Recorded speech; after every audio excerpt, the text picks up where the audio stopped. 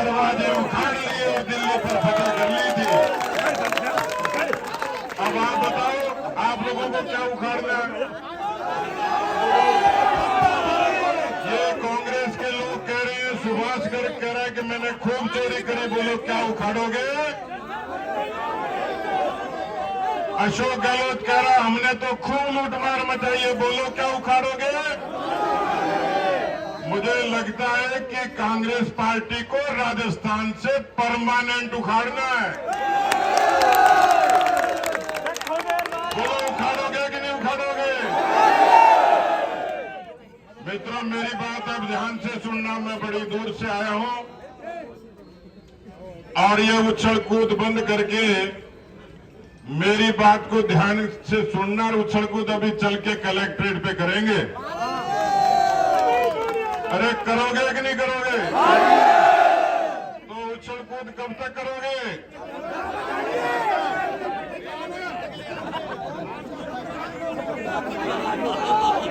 जब तक सोनिया गांधी और राहुल गांधी को वापस उनके ननिहाल नहीं भेज देंगे, पीएम नहीं भेज देंगे। आज हमारे बीच में इस भरतपुर में महाराजा सूरजमल जी की धरती को प्रणाम करते हुए, उनकी प्रतिमा को प्रणाम करते हुए मैं इसलिए आप लोगों के बीच में आया हूं। अरे इसके ताला लगाओ।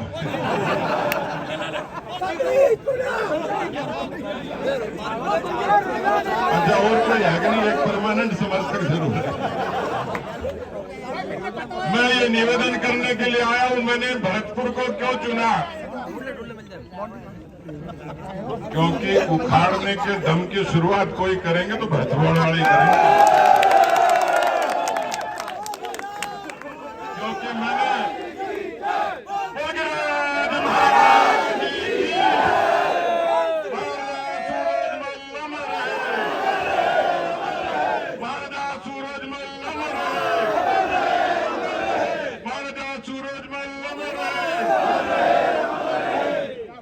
मित्रों, मैंने शुरुआत इसलिए की है कि भरतपुर की धरती से मेरा पुराना नाता है। मैंने अपने विद्यार्थी जीवन में छात्र राजनीति की शुरुआत महाराजा सूरजमल की धरती से 1983-84 में की थी, जब मैं विद्यार्थी परिषद का कार्यकर्ता बना था। मेरे जीवन में मुझे ऊर्जा मिली थी, ताकत मिली थी जब मैं भारतीय जनता युवा मोर्चा का अध्यक्ष था। 1998 में हम लोग चुनाव हार गए थे। हमारे सामने एक बड़ी चुनौती थी। मैंने युवा मोर्चा के अध्यक्ष के नाते उस चुनौती को स्वीकार किया और 1999 में मैंने अजमेर के महाराजा सम्राट पृथ्वीराज चौहान की धरती से महाराजा सूरजमल की धरती की 550 किलोमीटर की पैदल यात्रा की थी। उस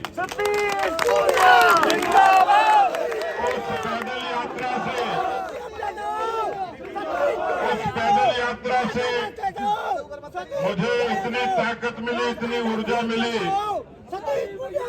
कि जब 2003 में चुनाव आए, 99 में जब लोकसभा के चुनाव आए तो हमने 15 सीटें जीती और 2000 में जब चुनाव आए तो हमने बहुमत की सरकार बनाई।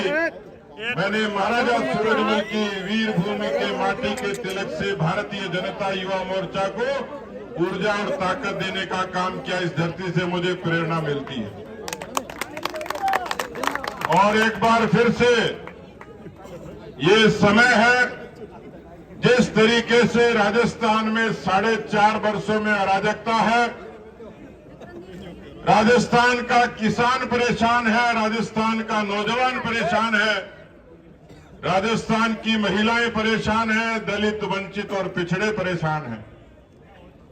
इन 4.5 वर्षों में कांग्रेस पार्टी ने किसानों के साथ धोखाधड़ी की, ठगी की, वादा खिलाफी की। कांग्रेस के अंतर्राष्ट्रीय नेता राहुल गांधी उन्होंने कहा कि हमारी सरकार आएगी, किसानों का पूरा कर्जा माफ कर देंगे। जन घोषणा पत्र में भी कहा कि किसानों का पूरा कर्जा माफ कर देंगे, लेकिन 1500 दिन होने के बाद भी राजस्थान के 200 किसानों ने आत्महत्याएं कर ली, 18,000 किसानों की जमीन नीलाम हो गई। क्या किसानों के अपमान का बदला नहीं लोगे मित्रों? राजस्थान में देश की सबसे ज्यादा बेरोजगारी 28%, और उस बेरोजगारी पर भी कोर्ट में खाद का काम हुआ, पेपर लीक का। मैंने कहा सदन में, जब सरकार वीक होती है तो पेपर लीक होता है। अरे तुमने पेपर लीक कर दिए, लेकिन राजस्थान की जनता ने तय कर लिया, भारतीय जनता पार्टी के कार्यकर्ता ने तय कर लिया, इस बार कांग्रेस को परमानेंट वीक कर देंगे, डिलीट कर देंगे, लीक कर देंगे। लेकिन आप सबको पता होना चाहिए मैं यहां क्यों आया हूं। मैं उन नौजवानों के लिए न्याय मांगने के लिए आया हूं, क्योंकि इस पेपर लीक का सरगना कोई है। कौन है?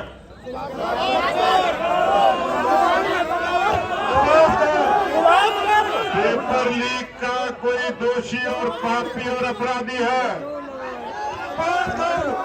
एक संस्था है जिसकी संरक्षक सोनिया गांधी है,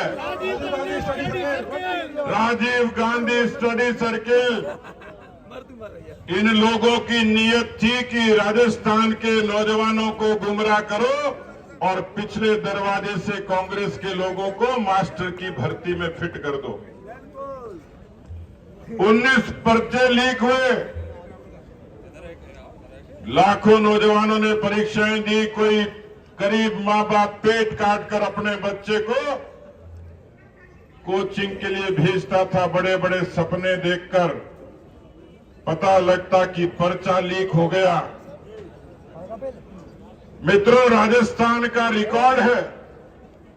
हनुमानगढ़ के विद्यार्थी कन्हैयालाल ने लिखा, पर्चा जब लीक हो गया, उन्होंने कहा सॉरी पापा, मैं आपके सपने पूरे नहीं कर पाया, अपनी जिंदगी से रुखसत होता हूं। और ये एक के साथ नहीं हुआ, ऐसी अनेकों घटनाएं हुई। लेकिन राजस्थान में आंकड़ा है कि 10,000 नौजवानों ने आत्महत्याएं की। क्या उन नौजवानों की आत्महत्या का बदला नहीं लोगे मित्रों? राजस्थान में ज्यादा अपराध है, 9 लाख से भी ज्यादा मुकदमे दर्ज हुए हैं। इस भरतपुर की धरती को भी अपराधियों ने लाल कर दिया है निर्दोषों के खून से। 17 बलात्कार और 7 हत्याएं, ये कांग्रेस पार्टी का चरित्र है मित्रों। इस कांग्रेस पार्टी का हर साल एसीबी एंटी करप्शन ब्यूरो 600 मुकदमे भ्रष्टाचार के दर्ज करता है। राहुल गांधी आटे को लीटर में बेचता है, दुनिया में कहीं नहीं बिकता। कांग्रेस पार्टी का नेता ही कहता है लीटर में बिकता है। लेकिन राजस्थान में भ्रष्टाचार किलोमीटर में होता है। हर 12 किलोमीटर पर कोई न कोई अधिकारी कर्मचारी पकड़ा जाता है। क्या ऐसी भ्रष्ट सरकार से मुकाबला नहीं करेंगे? क्या ऐसी भ्रष्ट सरकार से 2-2 हाथ नहीं करेंगे? क्या ऐसी भ्रष्ट सरकार को हमेशा के लिए विदा नहीं करेंगे? इसलिए मैं निवेदन करने के लिए आया हूं। जिस तरीके से महाराजा सूरजमल जी ने शौर्य स्वाभिमान की लड़ाई लड़ी, हिल गया गगन, झुक गया जहां सारा, स्वाभिमान के लिए लड़ता रहा पर कभी न झुका। सूरज हमारा कभी न झुका, सूरज हमारा। मित्रों, आज का दिन भी 16 मार्च है, 16 मार्च 1527।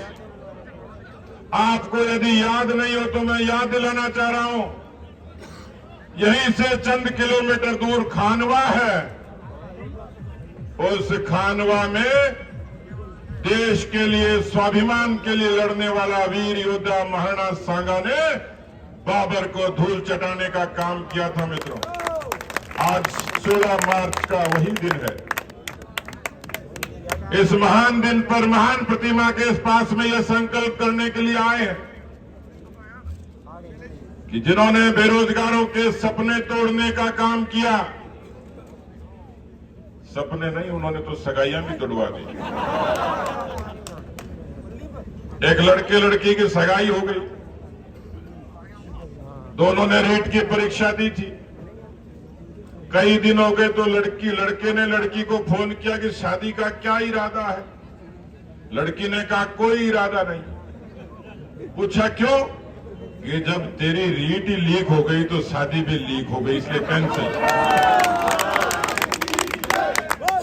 ये कांग्रेस पार्टी की सरकार की वानगी है।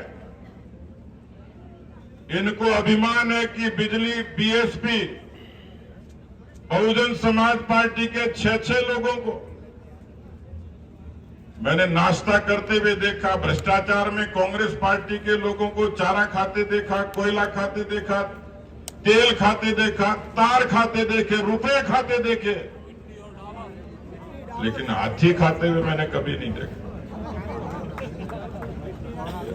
6 हाथी को जीम गया अशोक गहलोत। कितना जबरदस्त हाजमा है। हाथी को जीम सकता है? जादूगर है। लेकिन राजस्थान की जनता अब इस जादू को समझ गई। वो बीएसपी के 6 हाथी जीम लिए, लेकिन इस बार कांग्रेस पार्टी के पतन का कारण भी बीएसपी बनेगी। ये बीएसपी बहुजन समाज पार्टी नहीं, ये बिजली, सड़क और पानी बनेगी, जो कांग्रेस के खात्मे का कारण बनेगी। मित्रों, कांग्रेस पार्टी का चरित्र देखो। मित्रों, कांग्रेस पार्टी का चरित्र देखो। इस देश को स्वाभिमान देने का काम, वो जो गाय भैंस के वो बांधते ना मुंह पे, हमारे यहाँ तो छींकी बोलते हैं, छींका ही बोलते हैं। इसके वो बांध दो एक बार, मुच्छी का बांध दो।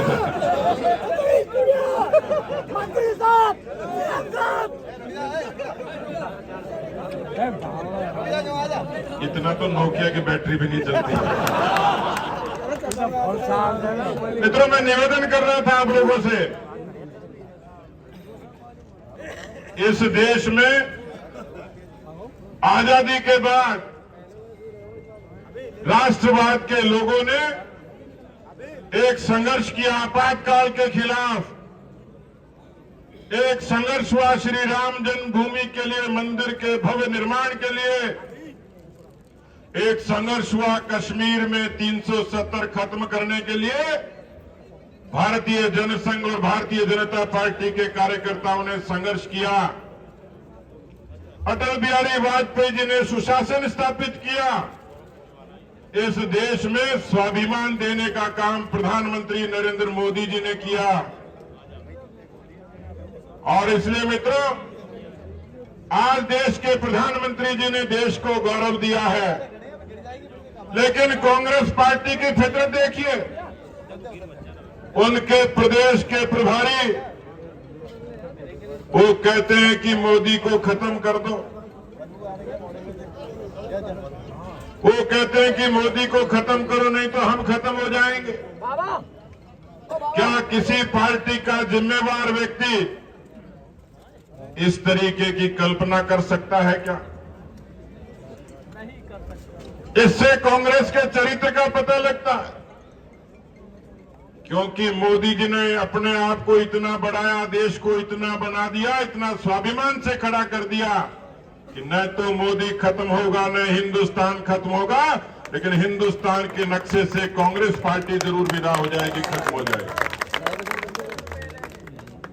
और इसलिए साथियों, आज आप लोगों को नौजवानों की इस बेरोजगारी और पेपर लीक के लिए बुलाया है, किसानों के आंसू पोंछने के लिए, उनके हक की लड़ाई के लिए बुलाया है, राजस्थान की उन महिलाओं को न्याय के लिए बुलाया जिन पर 6000 महिलाओं को हर वर्ष बलात्कार का दंश झेलना पड़ता है। राजस्थान के वो लोग जो निर्दोष मारे जाते हैं, 7 हत्याएं रोज होती। राजस्थान में जिस तरीके से बिजली के हालात बने, इन सब बातों को लेकर आज मैं इस भरतपुर के जाबाज कार्यकर्ताओं को और जनता को नमन प्रणाम अभिनंदन करता हूं कि आज आपने इस सिंह द्वार से जो सिंह गर्जना की है, कांग्रेस के खात्मे की उल्टी गिनती भी साथ ही शुरू हो गई। मित्रों, मैं आपको धन्यवाद दूंगा कि सितंबर 2019 में जब बिजली के दरों की बढ़ोतरी हुई तो 1.5 लाख लोगों ने बिजली की दरों को रोकने के लिए आंदोलन किया। भारतीय जनता युवा मोर्चा ने पेपर लीक के लिए प्रभावी आंदोलन किया। किसान मोर्चा के कार्यकर्ता घर घर गए और 20 लाख हस्ताक्षर करवाए। लेकिन मैं धन्यवाद दूंगा कि आप लोगों ने चुनाव से पहले देश के किसी हिस्से में किसी विपक्षी पार्टी ने इस तरीके से मजबूती से पंचायती राज का चुनाव नहीं लड़ा। पहली बार राजस्थान की धरती पर हुआ कि सत्ता को हारना पड़ा और विपक्ष शान से जीता और जिला प्रमुख के रूप में भरतपुर में जगत सिंह जी जैसे 19 लोग कांग्रेस की छाती पर जीत कर आए। मित्रों, कांग्रेस के खिलाफ ये वातावरण भारतीय जनता पार्टी की जन आक्रोश यात्राओं से पैदा हुआ है। हम लोगों ने 1.5 लाख किलोमीटर यात्रा शुरू की, 2 करोड़ लोगों तक गए, 64,000 सभाएं हुई, 5 लाख कार्यकर्ता जुटे। मैं देख रहा था आज कांग्रेस के अध्यक्ष डोटासरा का बयान कि जनाक्रोश यात्रा इसको कोई रेस्पॉन्स नहीं मिला, तो मुझे लगता है कि कांग्रेस गूंगी बहरी तो है, लेकिन कांग्रेस के नेता अंधे हो गए। आंख खोलकर देख लो भरतपुर की छाती पर किस तरीके से कांग्रेस की छाती पर भरतपुर का जन समर्थन जनाक्रोश यात्रा के लिए खड़ा है। इसलिए मित्रों, मैं अभी जिलाध्यक्ष ऋषि जी से बात कर रहा था और मंच पर तमाम लोग हैं, हमारे जिलाध्यक्ष जी, सांसद महोदय, हमारे तमाम पूर्व विधायक, हमारे जिला प्रमुख जी, प्रदेश के पदाधिकारी जी, प्रदेश के हमारे तमाम बड़े नेतागण, हमारे पूर्व मंत्रीगण, हमारे आसपास के जिलों के, मैं आपको निवेदन करना चाह रहा हूं। मैं एक सामान्य किसान के घर में पैदा हुआ और एक कार्यकर्ता की तरह जीवन शुरू किया। मैं सबका सम्मान करता हूं, सब कौम का सम्मान करता हूं, क्योंकि ये संस्कार मुझे पार्टी ने दिए। इसलिए राजनीति में कई बार ऐसे अवसर आते हैं जब मन में थोड़ा विषाद होता है, मन में थोड़ी तकलीफ होती है, वेदना होती है। मैं जब सुबह आया तो मैंने देखा मेरे घर के बाहर 500 गाड़ियों का, हजारों कार्यकर्ताओं का काफिला खड़ा था। मैंने पूछा कि मैं तो भरतपुर जा रहा हूं, आप किस काम से आए हो? कोई झुका नहीं सकता, कोई हरा नहीं सकता।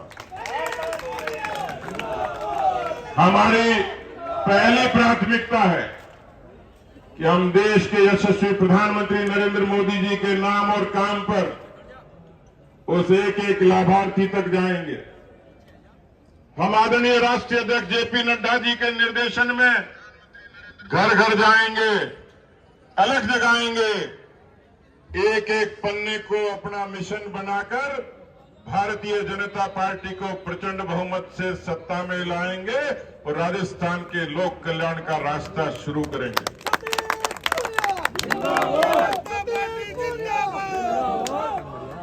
मेरे को भी, मैं ऋषि जी से पूछ रहा था, ये ब्रज की भूमि है। हमारे जयपुर में और शेखावाटी की, मारवाड़ की धरती पर तो नारा दूसरी तरीके से लगता है। हम तो कहते हैं मारो बचीड़ो जोरासुर, लारो पीछे चोर, लारो छूटे चोरासुर। मैंने कहा इसको ब्रज में अनुवाद करके बताओ। तो इन्होंने मुझे लिखवाया है, थोड़ा आप भी ठीक कर लेना, लेकिन मुख्य काम यही है कि इन चोरों से पीछा छुड़ाना है।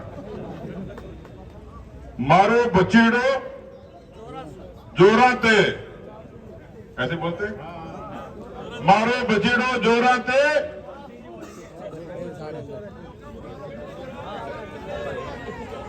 नहीं बचीड़ बोलते ही है ना, बचीड़ तो ब्रिज में बोलते ही है, बचीड़ नहीं बोलते, बोलते अच्छा कई करे धक्का, अच्छा देखो देर बार काट दो भाई साहब। काम तो एक ही करना है।